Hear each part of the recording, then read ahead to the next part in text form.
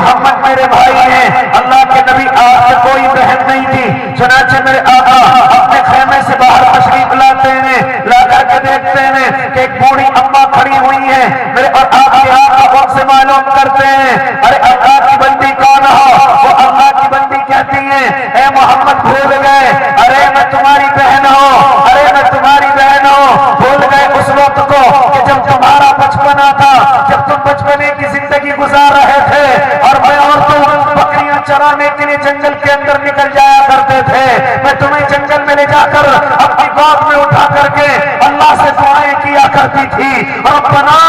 ابقی لنا محمدا، ربنا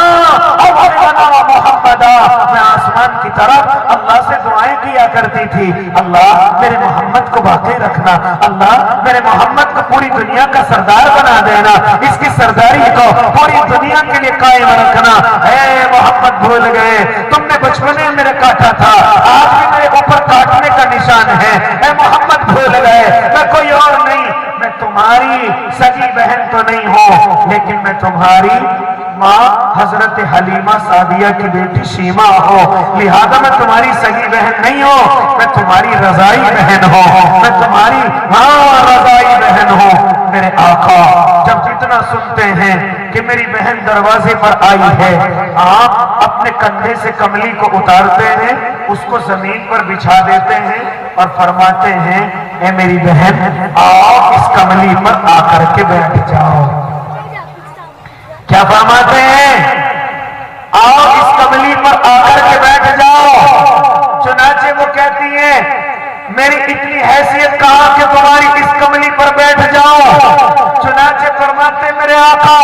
اے میری بہن میں دنیا کے لیے سردار ہوں، میں صحابہ کا سردار ہو سکتا ہوں، ان کا آقا ان کا محبوب ہوں، لیکن میں تیرے لیے تیرا بھائی ہوں، لہذا تم میری اس کملی پر آ کر کے بیٹھ جاؤ۔ جب حضرت حلیمہ اس کملی پر آ کر کے ان کی بیٹی اس کملی پر آ کر کے بیٹھ جاتی ہیں، چنانچہ میرے آقا پھر فرماتے ہیں، اے میری بہن تیرے آنے کی وجہ کیا ہے؟ چنانچہ حضرت شیبہ فرماتی ہیں، اے اللہ کے نبی میں اس لیے آئی ہوں کہ جب تمہارے یہاں غلام قیدی بن کر کے آئے ہیں ان میں میرا شوہر بھی ہے، اگر آپ چاہو تو ان کو آزاد کر دو۔ چنانچہ میرے آقا فرماتے ہیں، صحابہ کی طرف دیکھتے ہیں اور فرماتے ہیں، اے میرے صحابہ کیا کہتے ہو؟ چنانچہ صحابہ فرماتے ہیں، یا نبی اللہ آپ خود مختار ہیں، آپ حکم کر دیجئے۔ چنانچہ میرے آقا حکم فرماتے ہیں، سنو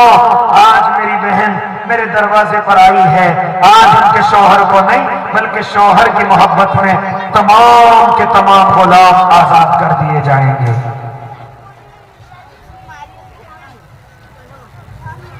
تمام کے تمام غلام آزاد کر دیے جائیں گے۔ اس لیے میرے بھائی یہ بہن کا درجہ کون بتلا رہا ہے؟ یہ میرے اور آپ کے آقا بتلا رہے ہیں کہ اگر بہن زندگی کے کسی موڑ پر بھی اگر تمہارے دروازے پر آ جائے، اگر تمہارے گھر پر کے کوئی بھی سوال کرنے کے لیے آ جائے، تو بھائی کا حق یہ ہے کہ اپنی بہن کے سوال کو نہ ٹالے، اپنی بہن کے سوال کو نہ ختم کرے، بلکہ اپنی بہن کے سوال کو پورا کر دے، چاہے بھائی کتنا ہی مالدار ہو جائے، چاہے بھائی کتنا ہی بڑا بن جائے، لیکن اپنی بہنوں کو نہیں بولنا ہے۔ دعا کریں انشاءاللہ، ارادے کریں کہ اپنی ماں کی قدر کریں گے انشاءاللہ، اپنی بہن کا خیال کریں گے انشاءاللہ، اپنی بہن کا جب ان کا نکاح ہو جائے گا انشاءاللہ اس کے بعد بھی اپنی بہنوں کا خیال رکھیں گے۔ اس لیے میرے بھائی میرے آقا کے آنے سے پہلے ان بہنوں کی کوئی قدر نہیں، ان مظلوموں کی کوئی قدر نہیں، لیکن جیسے ہی میرے آقا آتے ہیں فرماتے ہیں بہن کیا ہوتی ہے، اس کا درجہ کیا ہوتا ہے، یہ میرے آقا صحابہ کو سمجھا رہے ہیں۔ پھر اس کے بعد فرمایا یہ بیوی کیا ہوتی ہے۔ آج لوگ اپنی بیویوں کو اپنے پیروں کی جوتی سمجھتے ہیں، آج ان بیویوں کو یہ لوگ اپنی غلام سمجھتے ہیں، لیکن میرے آقا نے کیا فرمایا، یہ تمہارے پیروں کی جوتی نہیں ہے، یہ تمہاری غلام بھی نہیں ہے، بلکہ یہ تمہاری شریک حیات ہے، ارے یہ تمہاری دوست ہے، یہ تمہاری مشیر ہے۔ اور میرے آقا اپنی بیویوں سے کس قدر محبت فرماتے تھے، کس قدر محبت فرماتے تھے، اور لوگوں کو معلوم ہے میرے آقا نے 11 نکاح فرمائے ہیں، میرے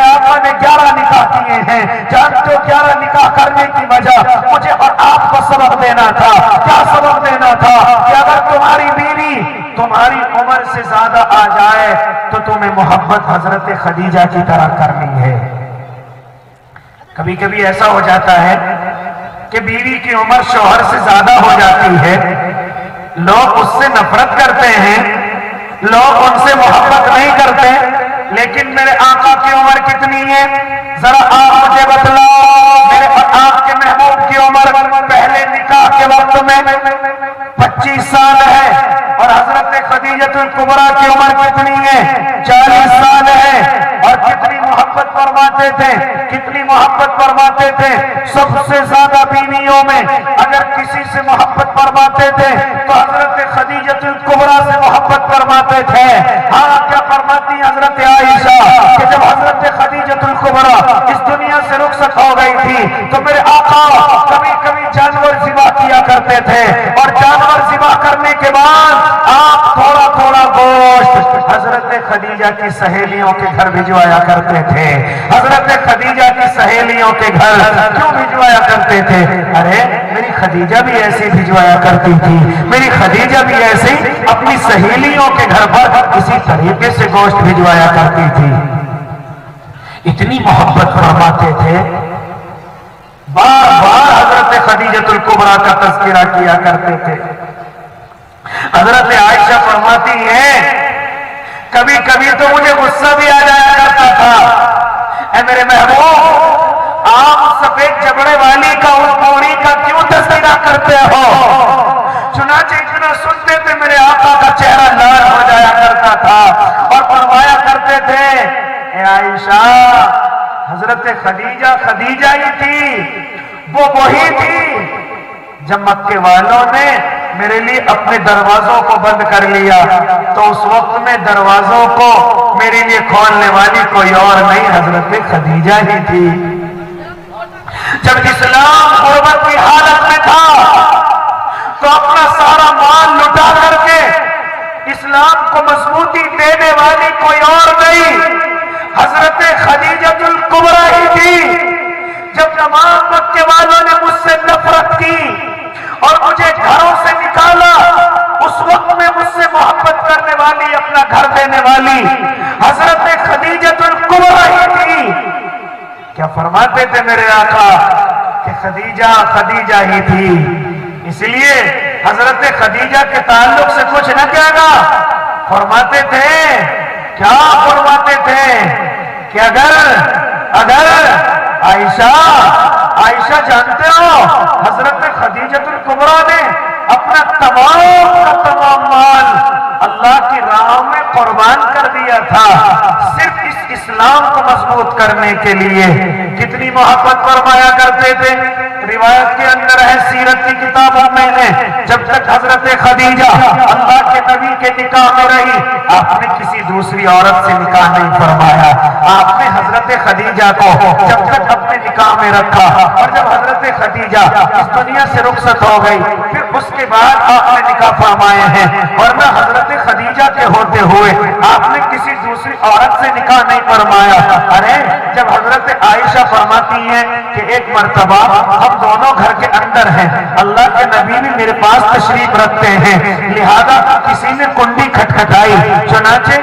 میں دوڑتی ہوئی دروازے کھول کر کے آئی، دیکھا کہ ایک بوڑھی اماں ہیں، ان کے ہاتھ میں چھڑی ہے، وہ اس کے سہارے سے چلتے ہیں۔ چنانچہ اللہ کے نبی نے جب اس بوڑھی اماں کی طرف دیکھا تو آپ فوراً کھڑے ہو گئے۔ بوڑھی اماں بھی اللہ کے نبی کے سامنے آ گئی۔ اب بوڑھی اماں اللہ کے نبی کو دیکھ کر کے رونے لگی، اللہ کے نبی اس بوڑھی اماں کو دیکھ کر کے رونے لگے۔ اللہ کے نبی کی آنکھوں میں آنسو ہیں، اس بوڑھی اماں کی آنکھوں میں آنسو ہیں، لہذا دونوں کے دونوں ساروں قطار رونے لگے، دونوں کے دونوں اس قدر رونے لگے کہ جب کھڑے کھڑے روتے روتے تھک گئے تو میرے اور آپ کے آقا اور وہ بوڑھی اماں زمین پر بیٹھ گئے، پھر بیٹھ کر کے رونے لگے۔ جب کافی دیر روتے روتے ہو گئی تو میرے آقا آواز لگاتے ہیں،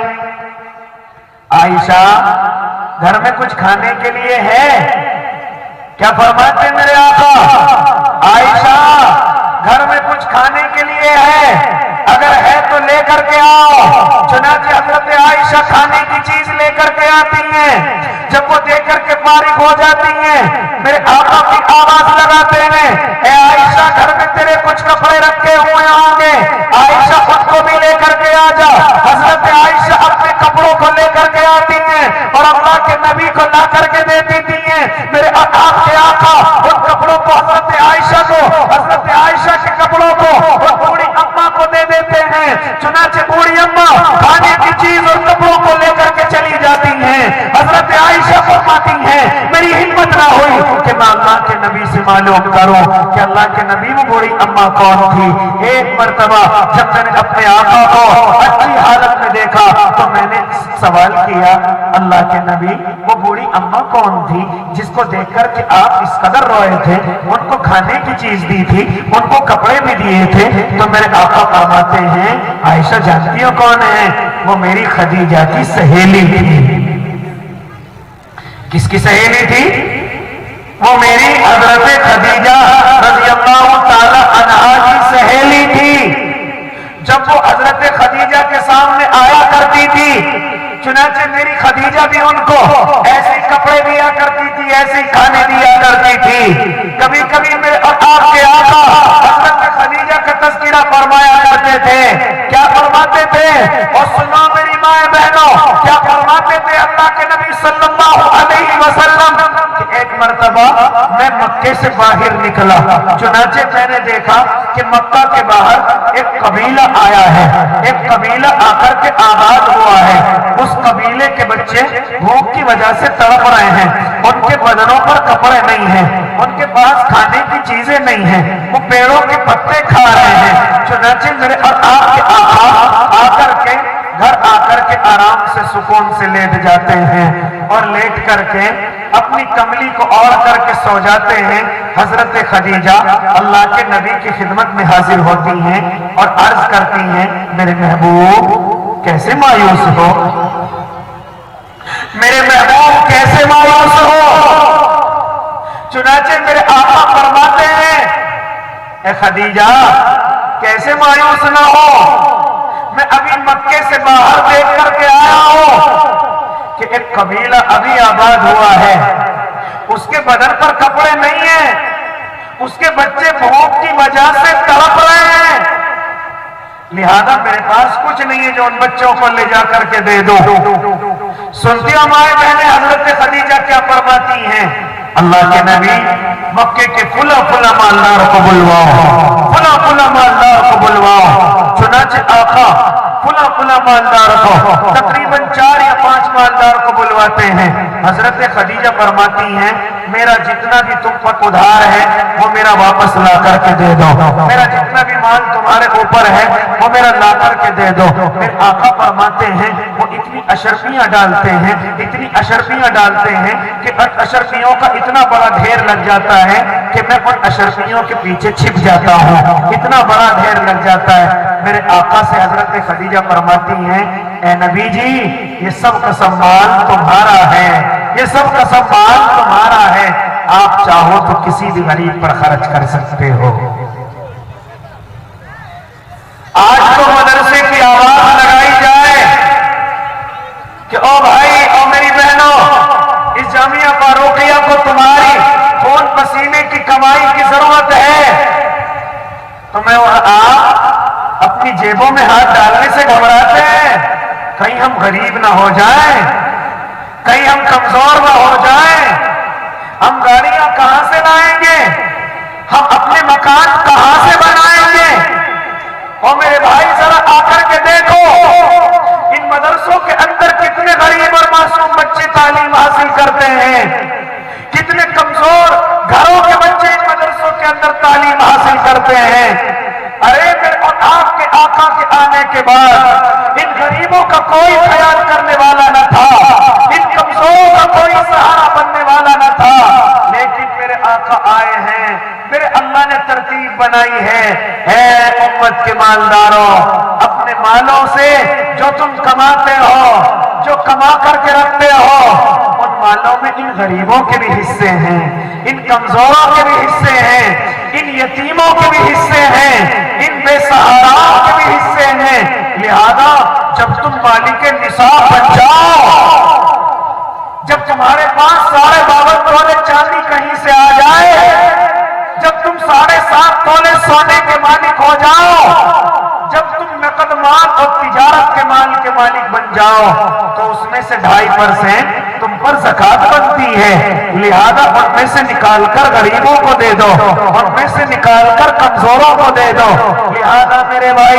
ये गरीबों का ख्याल करने का तरीका मेरे और आपके अल्लाह ने बनाया, वरना गरीबों का कोई ख्याल करने वाला नहीं, कमजोरों का कोई ख्याल करने वाला नहीं। लिहाजा मेरे भाई, मेरे आका ने ये निजाम बनाया कि उम्मत के मालदार अपने मालों से पैसे निकालेंगे और गरीबों को ला करके देंगे, और कमजोरों को ला करके देंगे, यतीमों को ला करके देंगे, मिस्कीनों को ला करके देंगे, बेकसों को ला करके देंगे, बेसहाराओं को ला करके देंगे, ताकि उम्मत का मालदार कमाए और अपनी कमाई से गरीबों का हिस्सा निकाले, ताकि उम्मत का मालदार कमाए और अल्लाह का शुक्रिया अदा करे। और अल्लाह का शुक्र अदा करने का तरीका क्या है कि अपने माल से अल्लाह के नाम का निकाले, अपने माल से अल्लाह को राजी करने के लिए निकाले। और अल्लाह के बंदो याद रखना, अगर तुमने अपने मालों से अल्लाह के नाम का न निकाला तो याद रखना कल कयामत का मैदान होगा। मेरा और आपका अल्लाह जो ज़कात न निकालने वाले होंगे,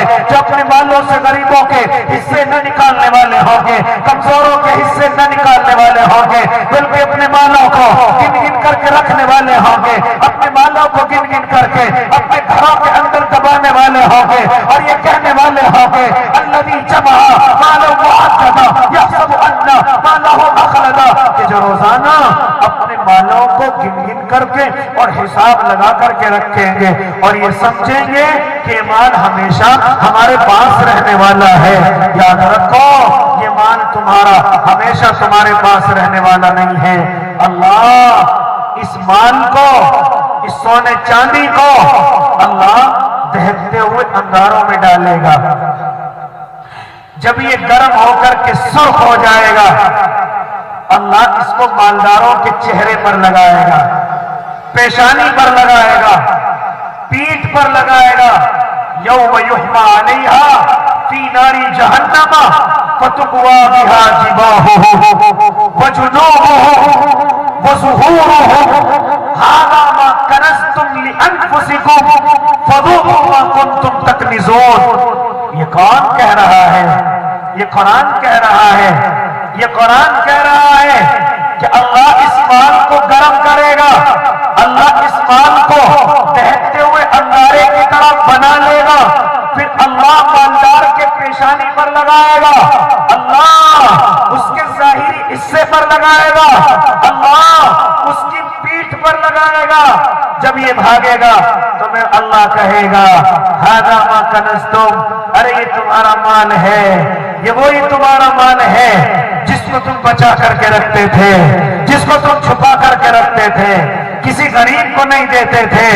किसी कमजोर को नहीं देते थे।